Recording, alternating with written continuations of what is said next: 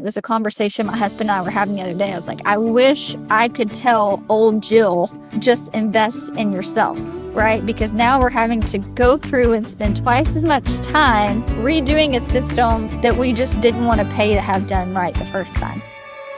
You're listening to How I Grow This, exploring stories of gardeners from across the globe as we learn from their biggest tips and tricks to some of the things not to do. I'm your host, Luke Hammond. Welcome, everyone. Super excited that you're here today, and I am here with Jill Ragan of Whispering Willow Farm. I am so excited to have her. She's been a good friend of mine for probably 5 years now, just under 5 years. And I have watched her both scale up into market gardens, scale into homesteading, do small scale stuff. Just at a home garden level. I've been to her farm several times. I've seen her cottage gardens, and it's just going to be a whirlwind and a treat to have her on sharing how she grows what she grows in the How I Grow This podcast. Jill Ragan, welcome to the show. Hi, thank you. I'm excited to be here today. So one of the first things we try and do is we go through context first. We always want people to understand geographic location, where they're growing, highs and low temperature, humidity, just generic things like that. Can you walk us through where you're located and what your context is for your growing? Yeah, sure. So we are in Central Arkansas. We were 7B for many years, but the USDA just rezoned us to 8A, and I was certain that that was not accurate. But after just getting into the spring season, I do feel like it is accurate. And so we do have the luxury here in our zone to be able to grow year round. I've been growing year round for many, many years. Typically, we're not getting our first frost until the end of November. Sometimes even a hard first frost won't come until December. So that gives us a lot of opportunity to grow. And the weather's pretty nice year round. We have very, I would say, mild winters, even when we do, maybe 1 or 2 snows a year.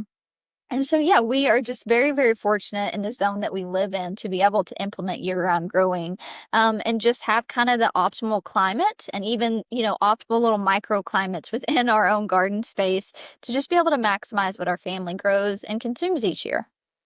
Awesome. So what would be a really high temperature for you guys in the summer, and how long are you going to experience those temperatures? And then in the flip side, in the winter, you have late frosts, but how cold does it get in January? Yeah, it rarely gets cold. I would say last year we had some of our record colds where it got down into like the teens, or like single digits at night. It's really strange though. When we experience our snows, we won't get our snows until like late February, March. So it's usually like when you're already ready for spring, and then it's like, oh, psych, let me just throw you this random, snowstorm. And so it does not get cold. I mean, I would say typically most years, it's barely 32, maybe in the 20s, but not anything sub-zero, even not in the single digits, very, very rarely.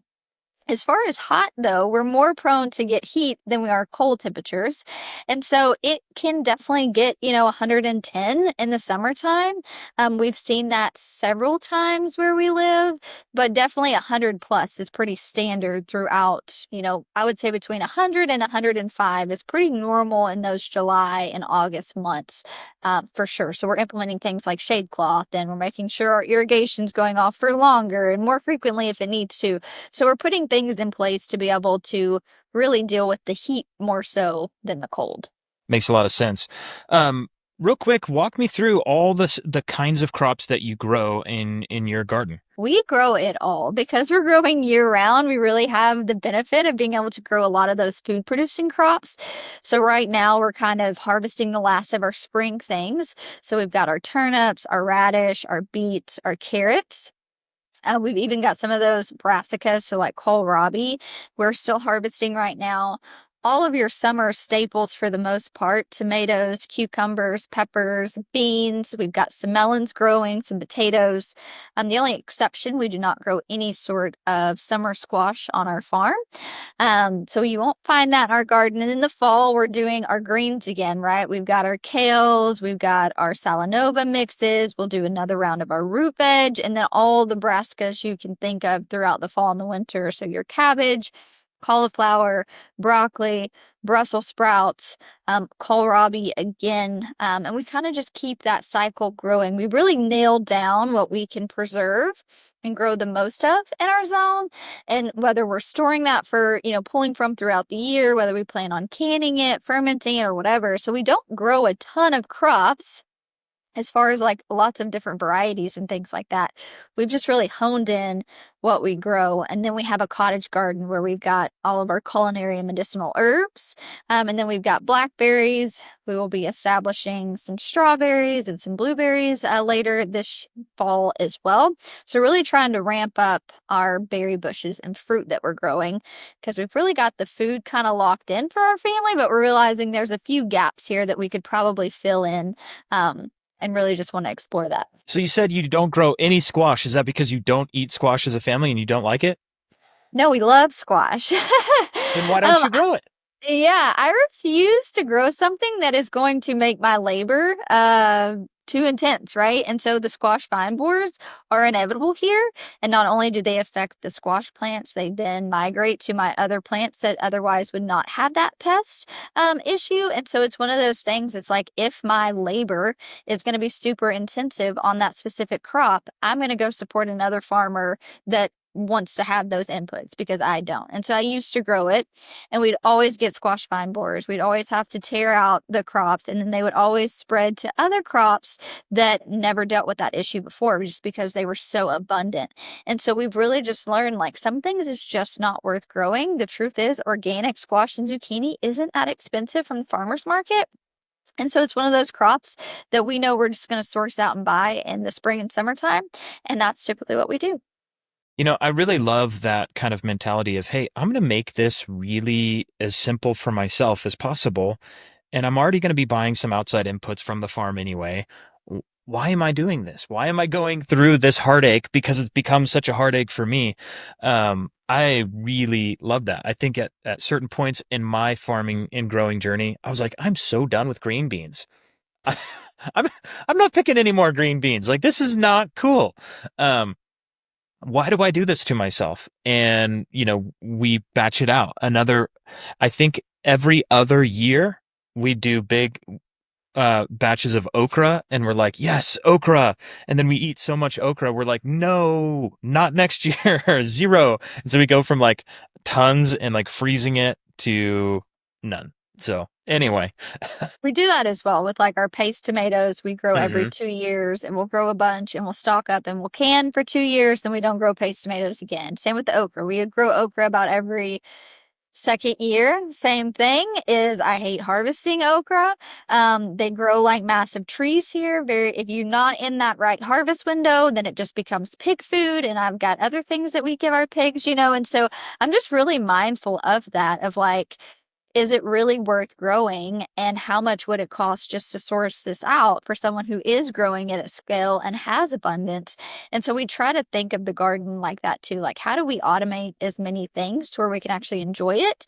And the okra and the squash, those things, it's hard to automate those to where they are enjoyable and don't just bring a lot of added things that we have to do in the gardens. Yeah, man, that was really, really cool. I like how you kind of stagger that and you create these cyclical like waves or seasons of hard work with off seasons. Do you actually intentionally stagger your okra, let's just say if whatever you're putting up in abundance that year, opposite of when you're putting up an abundance of tomato, or does it all land on like this really hard, heavy year and you're like, ah? No, we definitely rotate it all based off of the rhythms that we have going on, right? And it's like for me, I want to grow a lot of things too that I don't have to put up in season, because we know we're in the spring hustle, right? And this spring hustle falls into summer, and then it's the summer hustle. And so I try to be mindful of that, the things that I know I have to can a lot of and put up. I like to do that every few years. And then I like to grow a lot of root crops, things that I can store in the refrigerator, and I can pull from that once the summer season starts to slow down, and then I can start fermenting and preserving all of that, or canning those carrots, or whatever it is that I choose to do with it. And so that's really how we prefer to look at it, is like, not only are we gardeners, is what we do full time. I've got 4 kids. We're homeschooling those kids. I'm thinking about the rhythm of my life. How can gardening work for the rhythm of our life? And because we have figured out how to make that flow work, I don't ever feel like the garden doesn't feel daunting, right? Because I know that I'm going to grow a storage variety that I can put in the refrigerator and I can pull from that on the weekend when I have time to ferment a couple batches. Or I know maybe on the weekend I can can a couple of these carrots, or I can, pull those green beans from the freezer or whatever it might be. And so we've really just we've been very diligent, I would say, for probably like the last 5 years, letting our garden work for us in the rhythm of our life and not the other way around, which has us doing things a little bit differently. Like I just preserved last year's tomatoes. So we grew all those paste tomatoes, but I happened to be giving birth to my son. So I was, 9 months pregnant, was like, I'm not going to be working all day and then standing in the kitchen. And so we would harvest around 90, 100 pounds of fruit a week. And we packed like 4 deep freezers full of tomatoes. Well, what I've been doing all winter and up until this point is canning all of those tomatoes. So we just finished our last big round of canning before this year's wave comes up. And I just did that to give myself margins in the season. I knew we needed to grow them, that the pantry was getting low. But I also knew I was pregnant and didn't want to be on my feet in the kitchen all day. And so the winter, once I'd had my baby, we had some extra help. Things were a little slower on the farm. That's when we went through and we started making our diced tomatoes. We started making our spaghetti sauces, started canning all of those things. And now we are almost done with that, which will be perfect for when our next round comes. And yeah, we're not growing any paste tomatoes this year. So we just have to manage the cherry tomatoes and the slicers that come in. And so I think a lot of people are probably not familiar with that technique of bringing all these tomatoes in, and I'm assuming, bagged them in a bag and threw them right in the freezer as a whole tomato, I sure right? did. Yeah. I took them and I didn't core them. I didn't slice the bottom. I didn't do anything. I just put them in freezer safe baggies. And I mean, literally, we had like 4 deep freezes full. It was a bit wild. And then you thaw them out. So the night before, we had our bathtubs and our sinks full of just gallon freezer baggies. And so we'll thaw them out and then we'll go through and we will skin them, which is actually super, super easy to skin them after they've been frozen. So the process was really, really easy. Then we're just cutting them up and we're going through and we are canning the sauces like we usually would. We're adding any sort of extra thing. So we were making like V8s, we were making spaghetti sauce, we were making diced tomatoes. And it just works really nice for us. If you can do it throughout the season, great. But a lot of times just the garden doesn't allow you to do that because you're always harvesting or preserving something else. So the things that you can kind of set aside to worry about in the off months, I like to set aside and worry about in the off months. Yeah, I think that's kind of a neat technique that a lot of people are going to find value in. The other thing is just the skinning. I mean, skinning takes, you either have to blanch it or, there's all these different techniques that are out there. But if it's already frozen, it comes right off and you're good to go. So that's Oh, kind of yeah. a nice benefit there as well. Jill, I know that you have kind of shared your story with a lot of folks, and you do that on social media, and people have walked through that. And I remember you sharing like your first garden experience, and from your grandfather. Is that correct? Yes. And and then you've kind of gone through a full change in styles of how you grow. Walk me through that and some of the techniques that you're doing now of how you actually are growing and trying to produce more. You've actually written a book on producing more from small space. So kind of highlight some of those features in that story for me. Yeah, absolutely. So I would say my papa, I call him Papa Kenneth.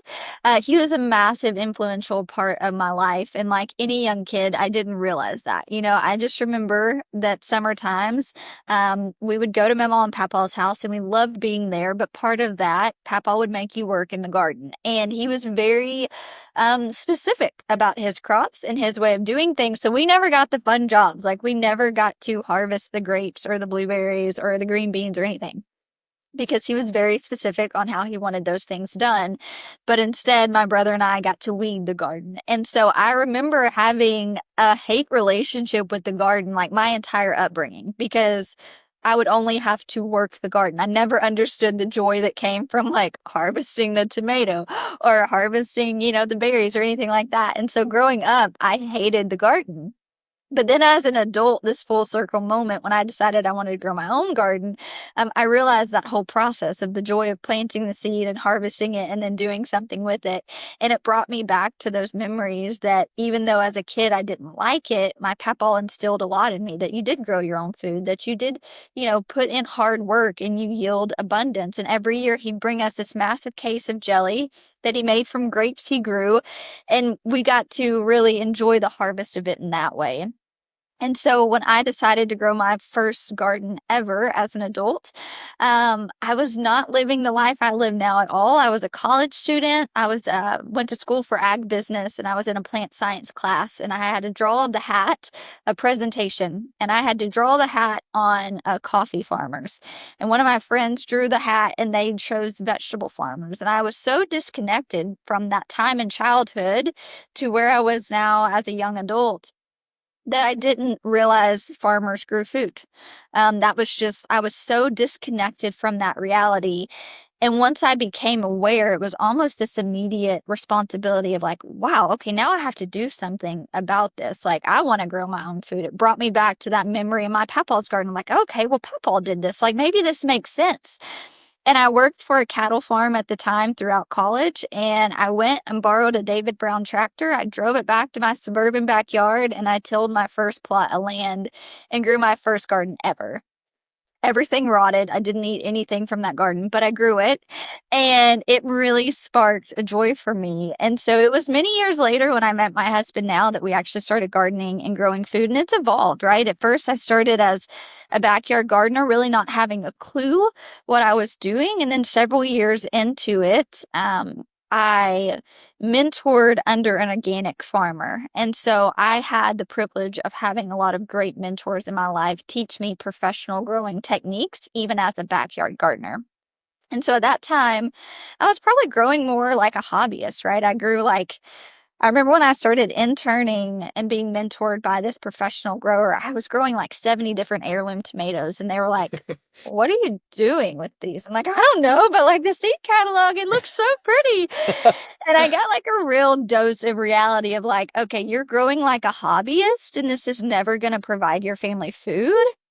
And at that point, the goal was to become a market gardener. Like that's what I wanted to do for my profession. And so I learned a lot of techniques in that season of like how you trellis differently, choosing varieties, like succession planting. Like there was a lot fundamentally that I had to learn as a gardener to be able to grow food for my family. And I did go on for many years selling to farm to table restaurants in my small, humble backyard. Like right now, we grow all of our food and flowers on about less than an acre.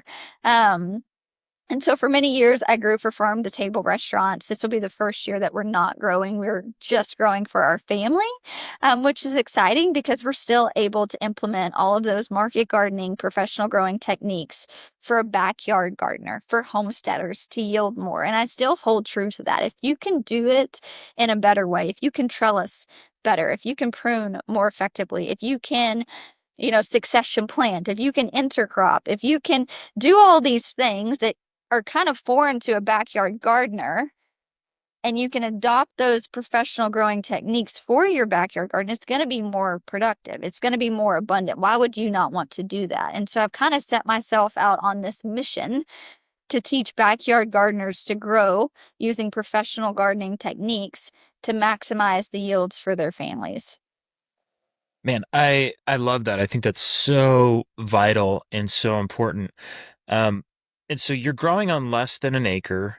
Can you describe a little bit of the yields that you're getting compared to maybe what other people are growing on an acre, 2 acres, or or something like that? Yeah, and it's really broken up. So we have a high tunnel that we grow flowers in. We have a high tunnel that we grow food in. We have a small footprint for medicinal herbs, and then we have an outdoor grid that we also grow flowers in. So, but I grow about 80% of my family's food needs in a 20 by 50 high tunnel. And I was actually mapping this out the other day because of the varieties. It was like 450 pounds of cucumbers I get in a 3 foot by 20 foot bed. And it's because the varieties I'm choosing to grow, how I am trellising those, how I am fertilizing those. And it's like, that's a lot. I mean, 450 pounds of cucumbers in one season is way more than I could ever need. But then if you break that up into thirds, right? And I did okay, instead of doing that whole bed in cucumbers, say I did a third in tomatoes, a third in peppers, and a third in cucumbers. Gosh, I could probably grow all the food my family needed in that 120-foot bed for one season for fresh eating and probably even to preserve. But if I was growing, all heirlooms and I didn't in tomato cages, or my cucumbers weren't on a trellising technique and I never pruned them, I'm not going to yield the same. And so the reason I can really yield a mass amount here is because of the varieties I'm choosing, because of how I'm choosing to trellis them, because I'm pruning everything, and because I am amending and adding fertilizers to the soil to really just always be feeding that soil with fresh nutrients so that it can, feed the plants, and then the plants feed us, right? It's that nice little feed the soil feed the plants, the plant feeds us. It's just this perfect little merry-go-round.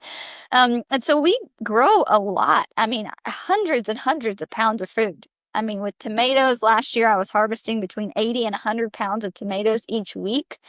That was from three 3-foot by 20-foot beds. We grow every year around 200 to 300 pounds of butternut squash in the winter. So I don't grow summer squash, but I'll grow winter squash throughout the fall until the frost kills it and we don't deal with any sort of pest. So we do about 200 to 300 pounds in a very small footprint or grid.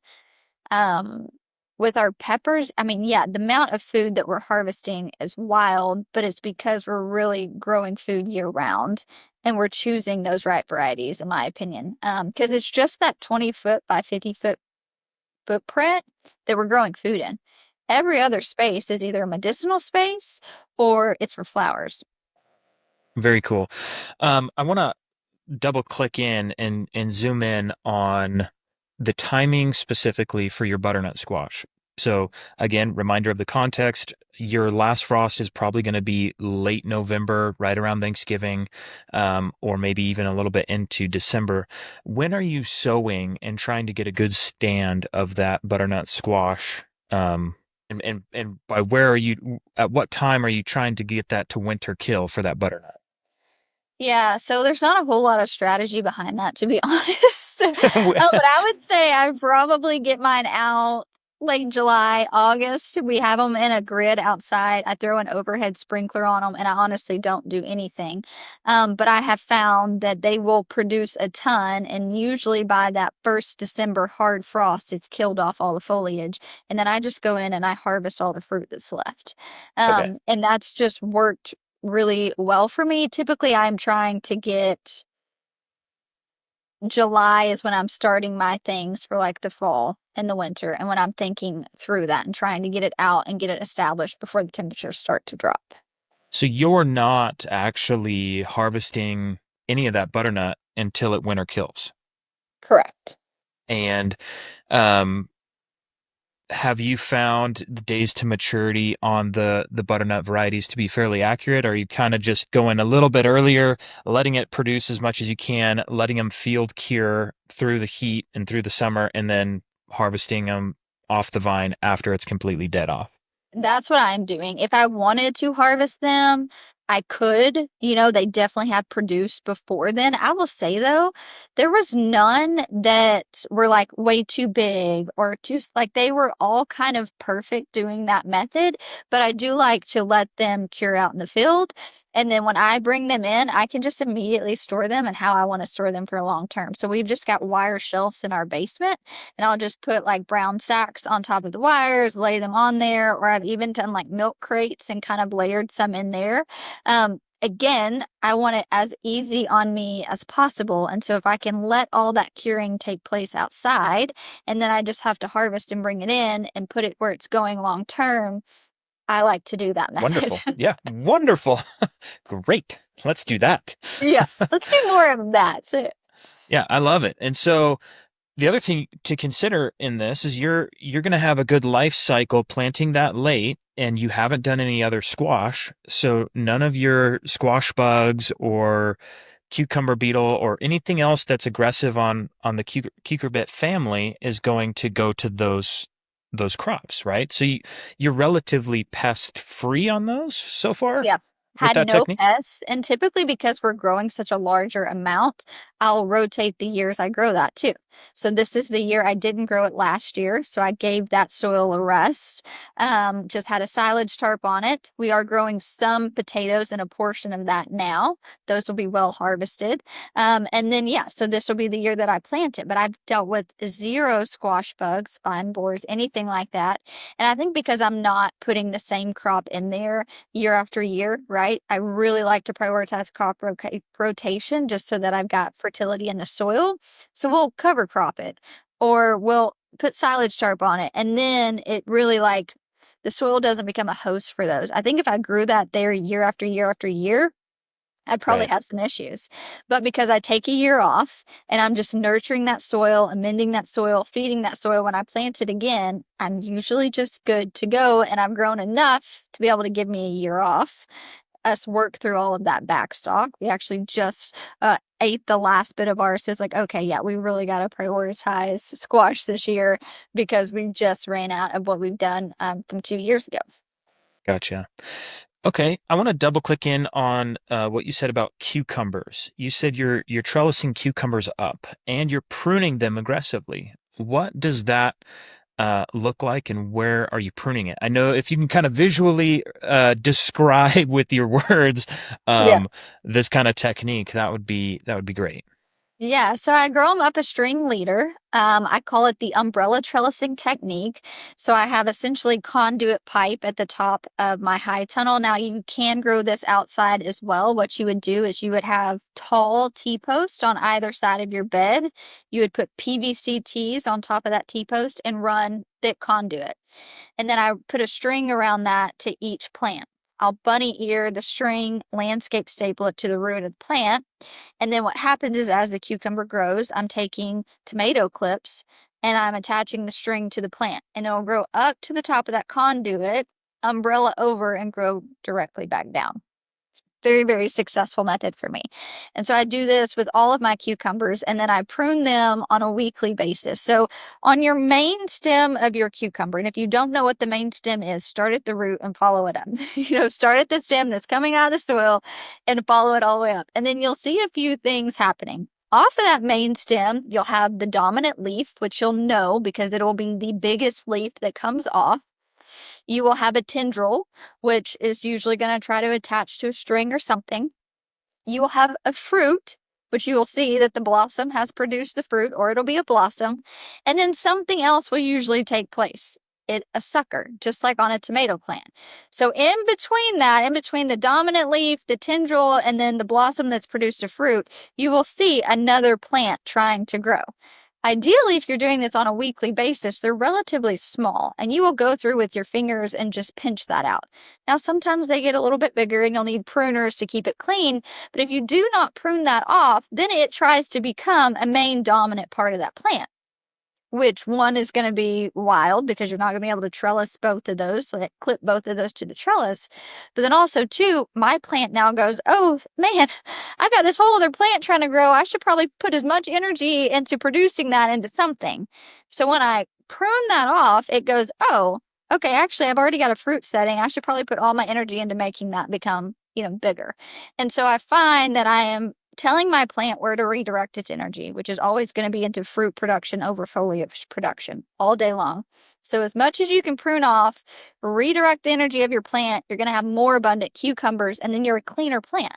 So then I'm pruning that off, which not only redirects energy and produces more, but then I'm creating better airflow, which means I have less pests, less disease. So I'm not really dealing with any pest, any sort of disease because I have ample airflow. I'm growing upward. I'm only letting the plant put energy to creating the fruit, not the, foliage and additional plants. And that method just works really, really well for me. Awesome. For your cucumbers, can you give a stab or a guess at how many cucumbers you're yielding per plant? As far as cucumbers, per plant, no. I want to say that I actually just wrote down the stats on this because I just did a video on this. So give me just a second because I want to say I figured it up. And what are your top varieties that you like to grow? Top My cucumber varieties. So I only grow one cucumber variety. It is the Katrina cucumber. It's a parthenocarpic, which is really cool because it only produces female flowers. And so it's self-fertile and it self-pollinates, which is pretty cool. I've grown a lot of different varieties, and that is the only one that I will ever grow because it's just so productive. And does it double well as both a pickling cucumber and a fresh slicer and all of that? For sure, because you can harvest it when it's small and they're great for pickling or fresh eating, but we've even let it get bigger because we juice a lot. So kind of like what you would an English cucumber, and it juices really well, but it's not super seedy even when it gets really big. Like very rarely are we having to like, oh man, we got to feed this to the pigs. Like they're very rarely getting to that size. Right. Okay, so what I had in my notes, I'm spacing them about 12 inches apart. I'm yielding about 25 pounds per plant, 25 to 30 pounds per plant And so that is could vary drastically based on the size of cucumber that you're harvesting, true. um, True. in terms of pounds per plant. But at the same Right. time, if you're picking them early, that plant is still putting energy towards the next fruit set Right. and not filling out that fruit. So you Right. can keep that in mind too, those who are listening, that, Mm-hmm. you're not going to lose Yeah. when you prune or harvest a little early on most things, Yeah. except for And potentially flavor, um, ripeness if you need some fresh eating stuff. Those are considerations, but right. And so say I harvest 25, 30 pounds per plant. I'm planting 18 in that one bed. That's a lot. that's a That's a lot. lot of food off of a very small amount of space. So that's awesome. Okay, I want to zoom in a little bit, and we've talked a lot about your successes. We've talked a lot about how your yields that you're getting now. What are some of the areas that you feel are just you have absolutely bombed in the garden? Total failure points. Let's be vulnerable and transparent, and let's dive in on some of those. Yeah, total failure is why I think squash is one of those, right? Like I've just never been able to figure that out where we could grow that and not be successful. I will say I've been very fortunate to have good influences teach me the right way to do things very early on. So it was only I wasn't growing inefficiently, but only for a couple years. You know what I mean? To really like nail that down. I would say a lot of my failures comes from living on the farm and a homestead. So I wouldn't say it's like necessarily like, oh man, this crop completely failed and I had no idea what I was doing. More so like, oh, the pigs got out and completely ate all of my garden. That's the type of failures I feel like I deal with. We've had our sheep get out and eat my entire cottage garden. We've had our pigs get out and get into our high tunnel and eat all of my spring crops. In fact, I went out to my high tunnel right now. We've inherited some new chickens from some friends, I guess. And I go out there and they have eaten all the foliage off my kohlrabi because they've just like feasted on it. And so those are a lot of the issues I deal with is like my farm animals getting out and wreaking havoc on my spaces, whether that's my flowers or my food producing things. And that to me is so devastating because it is such a step back versus like, oh man, this entire crop got blight and I had to rip it out. It's like, I'd almost rather have that than like, oh, I had this beautiful plant and my pigs got in there and ate it all, which has been what I have had. So I've dealt with a lot of that. I feel like I have more stories like that than I care to admit of just like great crops. So that was, I would say, a big obstacle I've faced. Another big obstacle that I faced for many years starting out was just not growing a lot of crops, but not yielding a lot of food. And that was one of the things as I talked about that, garden that I grew 70 plus heirloom varieties. That's a lot. And from 70 plants, you would think you should yield just a ton of food. But the truth is, I really didn't. And that's because each of those heirlooms required a little something different. Some grew bushy, some grew I was growing them in tomato cages. I would not recommend anyone growing a tomato cage, and so I'd have indeterminate varieties in a tomato cage and they'd flop over and completely break at the top. Or when I was learning to prune, I would top my tomato plants all the time because I thought I could prune it, not realizing it was the top of the plant. And so you'd go in my high tunnel when I was learning this technique, and I'd have these beautiful, tall tomatoes trellised up, and then you just see short, short, short. And my husband was like, "What happened?" I was like, "I pruned off the main leader." Cut the I'm wrong like, one. yeah, I got I the love wrong it. one. I'm learning. And so there was a lot of that in that trial and error stage when I was trying to figure out how to do that, prune the top of my pepper plant off. And, it's just one of those things that it's really kind of trial by fire. You have to do that, right? You have to have those setbacks to know. And it took me a while. I'd say it probably took me a solid season of learning to effectively hard prune tomatoes before I quit pruning the top off my tomatoes. But now I know how to do it. I can identify what it is. And then if I do prune it, I'll, let another leader come and be the dominant leader. Like those are little tricks I've learned. Like if this happens, let it be replaced by another one.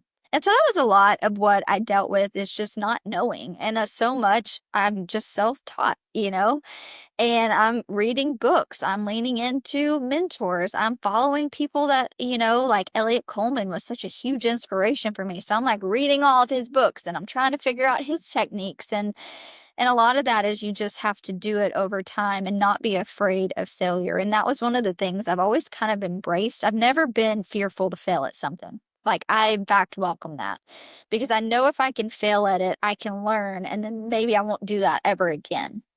And so I kind of approach the garden differently in that sense. But those were a lot of my setbacks. Growing a lot of, plants that didn't produce a lot of food, um, hindering a lot of my plants because I didn't know how to, the right techniques to prune efficiently, and then dealing with a lot of animals, you know, taking advantage of all my hard work. So maybe like a stronger, more bomb-proof fencing techniques might be Actually, helpful. I'm happy to say my husband is getting out of the pig business. Oh, so just eliminate the problem. Yeah, we're just getting rid of the problem. I feel like pigs are so relentless. It doesn't matter. Like they will find a way. And now that we know that, we're like, okay, is there what can we do? And so, yeah, we decided to lay down raising pigs for a while. Yeah, and and that it depends on your focus. If you're focusing on pigs, then maybe you have to surrender your garden a little bit more. Or maybe if you're focusing on the garden, you have to surrender your pigs like that.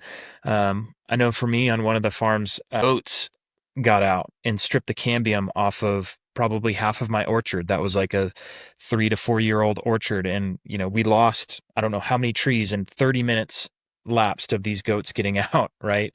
And and the livestock integration with the plant life is both the most beautiful symbiotic relationship when it's done well, but you might go through a lot of really hard knocks trying to learn how to do it well, and you got to balance that risk versus reward. So you talked a lot about mentorship and who you're leaning into to listen to what's going on. You talked about Elliot Coleman specifically, who's been a mentor for so many. He's the grandfather or the OG of market gardening for sure. How do you take the context of what he talks about and shift them from Maine down to Arkansas?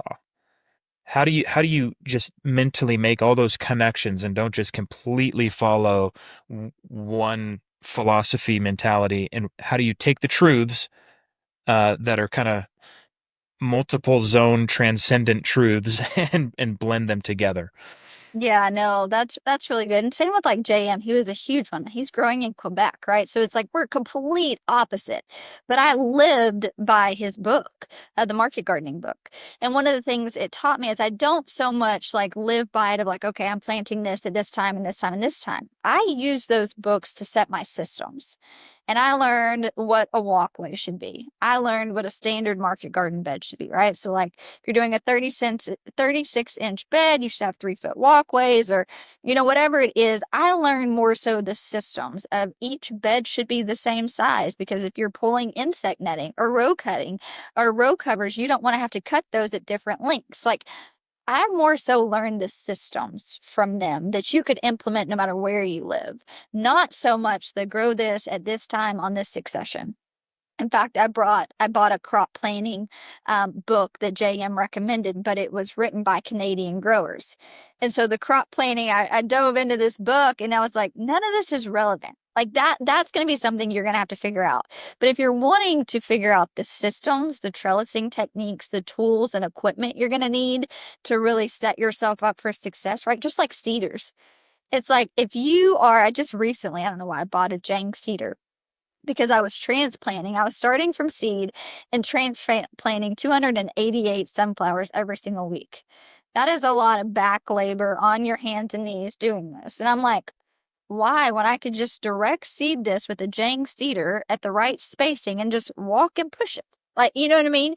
And so it's one of those things that I really relied on those mentors for those techniques, those non-negotiable techniques to maximize food, and less on like, I mean, I'm going to rely on seed time to tell me when to plant based off of my zone, when to succession plant. Like that's where I'm just playing to each strength. And so that is really how I use that to set up my systems. And then I'll use seed time to help me, which I used to before seed time came around. We'd have massive folding tables in our living room. We would have Post-it notes with big whiteboards, and we would have all of our seed packets, and we would write it out. And it would be like, all right, transplant, direct seed, multiple successions, where we zoned our garden at that time. So it was like, what zone in the backyard was it going to? And it was an all-day thing trying to figure out when I needed to start these on the first round, the second round. And it was just like a multiple day event that took place in our household. And so now I don't have to do that. I can just like plug it all into my computer and it tells me when to do it. And it makes my life really, really easier. So then I just know exactly what needs to be done. Am I mending a bed? Am I prepping a bed? Am I cultivating? Am I harvesting? Am I starting this for the next round? Again, just like the name of the game for me is automate and be efficient. And if I can automate and be efficient, then I can just tend to the garden with ease. And then the garden feeds me with ease. And that is like really what we've aimed to do here over the last few years. Man, that's super valuable. Thank you for that. All right. Since you opened up the can of worms of automation, let's talk automation of irrigation specifically and how you automate your irrigation. And then I know you and I have had a lot of conversations in the past of the different soil mediums that you're working with to where you just seem like you're just pouring the water on and it just won't hold water. Is that still the case for you, or have you done some things to help your water holding capacity within your soil profile? Describe your soil and then the irrigation a little bit.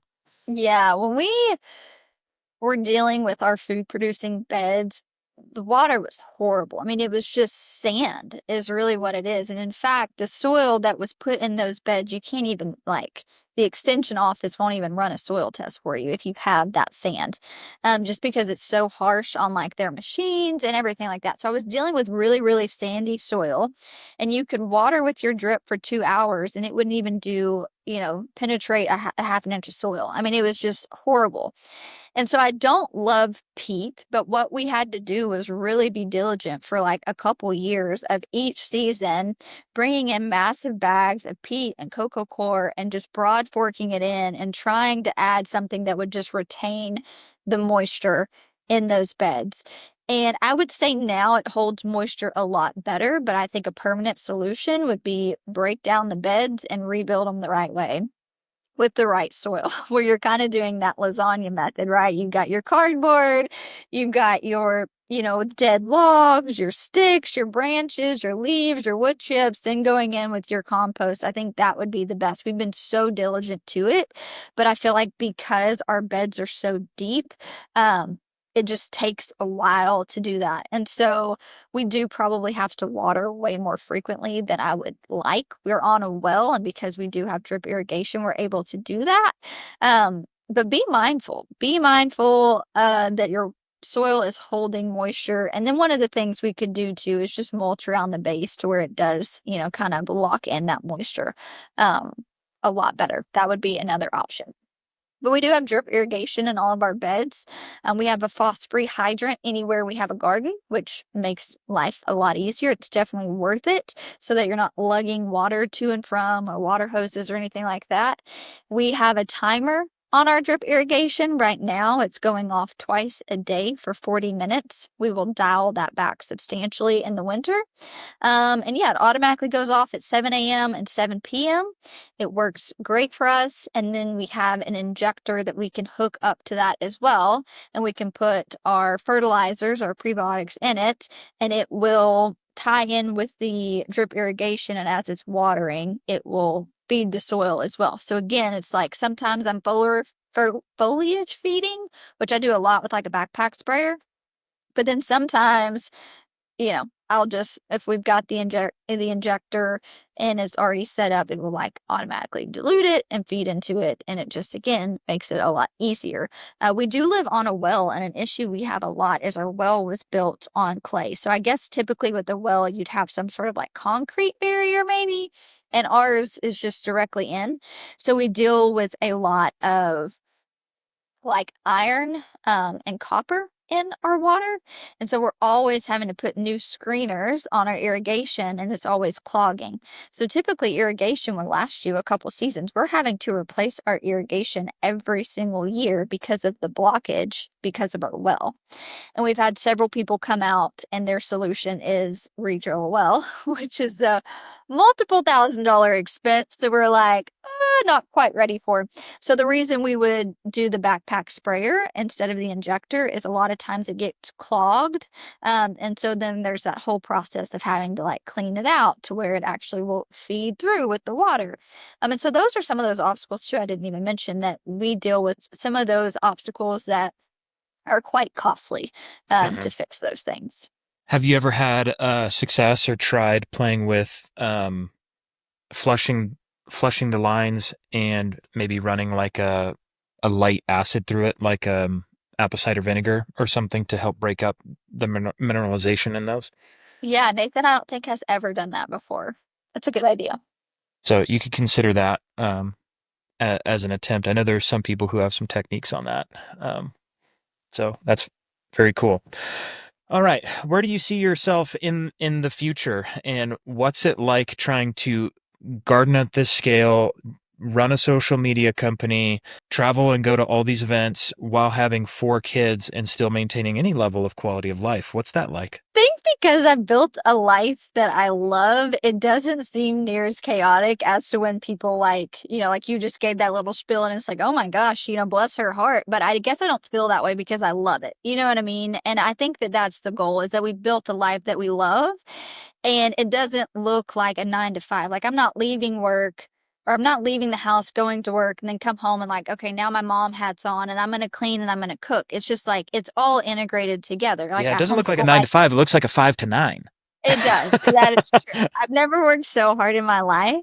But I think it really is, it's letting the rhythms of our life dictate our day, right? It's not like I have things that need to get done, sure. And I do have a never ending to do list. But I also know that sometimes your beehive's going to swarm. And then that's what the day's going to be like. That literally just happened to us last week. And we spent like all day. And it's like, all right, I know that I've got things that sure I'd like to do, but I've got all these radishes and kohlrabi that need to be harvested and they need to be preserved so that I can get the next crop in. And so that's going to have to take the forefront. And I actually love that. If I had to show up every day and do the same thing, I would go insane. So I love kind of the freedom and how different tasks require different things and how that gives me the freedom of doing something new constantly. I really thrive in that. I find that I don't get burnt out. And as far as social media, yeah, it's just a fun way to be able to show other families that like this is possible. It's like we're not some like special family. We haven't had any sort of special training in this. Like, we just decided like, hey, we're really passionate about this. I'm really passionate about teaching people to grow their own food. And sharing that journey has opened up a lot of opportunities to where now I'm able to do this full time as my job.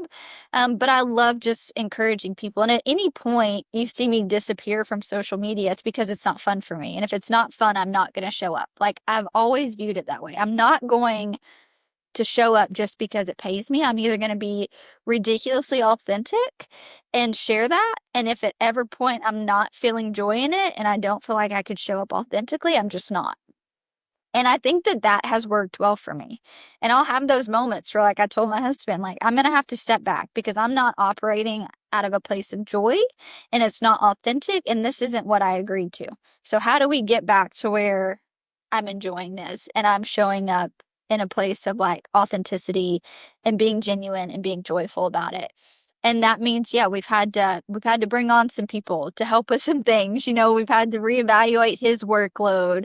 The kids are at a sitter. Like I got a sitter for 2 hours a week, which doesn't seem like a big thing, but 2 hours seems like that's a huge win to have like someone help with the kids for 2 hours a week. Um, and so, yeah, I just take it day by day. I know that tasks are going to change. You have to be flexible. Like, don't be married to anything because if you're farming or homesteading or even gardening, like, you cannot be married to this idea. And it is going to dictate your day every time because something's going to happen that wasn't supposed to happen, or you're going to have to fix a problem, or irrigation busted, or whatever. And so I just allow myself to be loose and just be Or the like, at pigs the break out and eat your spouse. I mean, yeah, yeah, that's also somewhat happened yeah. before. So yeah, I just allow myself to be flexible. And anytime I feel like I get overwhelmed, I remind myself what a privilege it is and that I spent many years working and praying for this. And you can get humbled real quick. If I'm ever like, I'm over this, this is, whatever the case may be, I'm just like, Lord, thank you, because I spent years working my butt off to be able to sit here today. And so I always just try to just be thankful of where we're at and how far we've come. What are some things in the garden that you have maybe heard about or would like to try, but you've never made that next jump to try, maybe in regarding to gardening? Yeah, I think the berries and like creating like orchards and things like that, I've always been really fascinated by that idea. And maybe adopting some permaculture approaches where you've got like your fruit trees and then your zones underneath that. I've always been really interested in that. I never really felt like I had the time to devote to that, because we Hmm. were trying to max out our space. We're growing for our family. We're growing for restaurants. We had, different subscriptions and things like that. I never felt like I had the freedom to just grow fruit. You know what I mean? Like they take a while. They're a little bit more tricky. You got to worry about the soil and, like they just have so many different needs. And I've never really had the time freedom to be able to devote to figure that out. And so that's one of the things that like we really want to establish that because when we're going and we're buying stuff, that's our number one cost. Our number one cost. It's not meat, it's not veggies, it's fruit because we have no way of growing enough fruit that our kids eat and consume. And so that's something that I'm really wanting to put an emphasis on of like, how do we dedicate a space for this? How do we make these spaces work together? What are the varieties? How can we? I mean, we have blackberries, but I'd love to have blueberries. I'd love to have more strawberries. It'd be cool to have some fruit trees. And so that's one of the things that we're really trying to explore is like, how do we expand that a little more? Yeah. No, I love that. Um, from the outside eye, if you're a home gardener and you hear about or see your stuff on social media and you see these two beautiful large high tunnels and you look at and you try to price a high tunnel and you go, "Ah, there's no way I can afford a high tunnel." Or you see all these raised beds filled with soil. How can I buy a raised bed and fill this with soil and do this? What kind of techniques or suggestions do you have for people that see all the infrastructure in place and go, how can I get from where I'm at to that level of infrastructure? What would be your suggestion or where to start? Yeah, no, that's great. I will say one, you don't have to have a high tunnel to grow food. I think it's one of the biggest misconceptions when people come to my page. But for many years, I grew year round using all the same techniques, and I just implemented them outside. So first of all, you don't need that to grow food. If that's your like hindering factor, you're letting that be a hindering factor. Because it was probably the last 2 years at our previous farm, I'd really honed in all of those market gardening principles, and we didn't have a single high tunnel in place. But I was still growing food year round. I was still implementing the trellising techniques and the pruning techniques, and we were really maximizing the yield that we had there, which was even a smaller footprint than we have here. So one, don't let that be a defining factor to not start. Also, too, look into grants. I know when we were at a place of looking into a high tunnel on our previous farm, there was no way I could have afforded that. And so there were so many different grants I looked at and I applied for that would give you money to put towards that. Or there are certain grants, I think they might be paused right now. But like the NRCS does a great job at being able to offer grants. For high tunnels, and there's no stipulation. You don't have to be a business. I mean, there are stipulations, but it's not like you have to be a market gardener to be able to apply for these grants. And so one, I would encourage you there, but I would also encourage you start learning those techniques, because what happens if you get a high tunnel, you get a 20 by 50 foot high tunnel, and you have no idea what varieties to grow in there. You have no idea how to trellis them. Like I spent so many years. In fact, the last job I worked, every single day, I listened to the Thriving Farmer podcast every single day. And I'd have my notebook that I brought to my desk, and in between phone calls, I would listen to Michael over and over again. He would interview all these farmers. And I was jotting down every tip, every technique, every trick I could learn. Do you think I had a high tunnel? No. Could I afford a high tunnel? No. But I had time, and I could take that time and I could invest in my knowledge to where when I did eventually have the funds, or maybe a grant became available, I knew exactly what to do and where to start. And so if you don't know where to start, invest in your knowledge. Listen to these podcasts, read these books, figure out varieties, intern, find a mentor maybe where you can see if that's even something you can manage. Is one thing that I would really recommend. As far as filling up a raised bed, there's a lot of different ways to do it. Having bootstrapped it and done it the right way, I would definitely do it the right way all over again, because bootstrapping comes at cost, because you end up having to redo it again. It was a conversation my husband and I were having the other day. I was like, I wish I could tell old Jill, just invest in yourself, right? Because now we're having to go through and spend twice as much time redoing a system that we just didn't want to pay to have done right the first time, Mm-hmm. And so there's a lot to be said about that too. So I don't know. That would be my advice, is just start with, learning, even if you're not in a season where you could have all the infrastructure, but then you also don't need that infrastructure to be able to grow. Man, that's so valuable. That is awesome. Jill, thank you so much for the time here today. Where can people find you if they're not familiar with you? Where can they find you and see what you're up to? Yeah, so we are Whispering Willow Farm on YouTube, Instagram, Facebook, TikTok, on all the platforms. And then our website is thewhisperingwillowfarm.com. You can find my book and my planner on there. Awesome. And you're always traveling to different homesteading conferences. Do you have anything? What's your 2025 schedule look like? Is it kind of all over the place? Which ones are you going to? Yes, so I've already spoke at quite a few. We will be in Tennessee at the Homestead Festival in June. We will be in Illinois at the end of June at the Homestead Freedom Festival. We will be at HOA in Virginia in October. We will be at the Ozark Homesteading Expo in Missouri in September. So that is what the rest of our year looks like. Ooh, that's awesome. And for those listening, this podcast is brought to you by Seed Time. Seed Time is a digital garden planner which exists to help make farming and gardening easier for you. And so Jill's a user of Seed Time. She mentioned it earlier in the podcast, so we just want to give that shout out to Seed Time.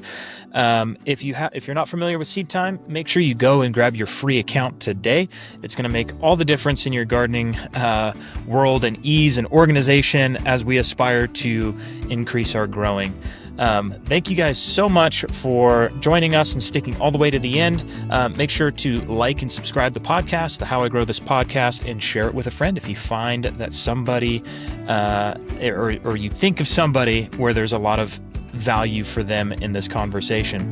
Thanks, and tune in next week.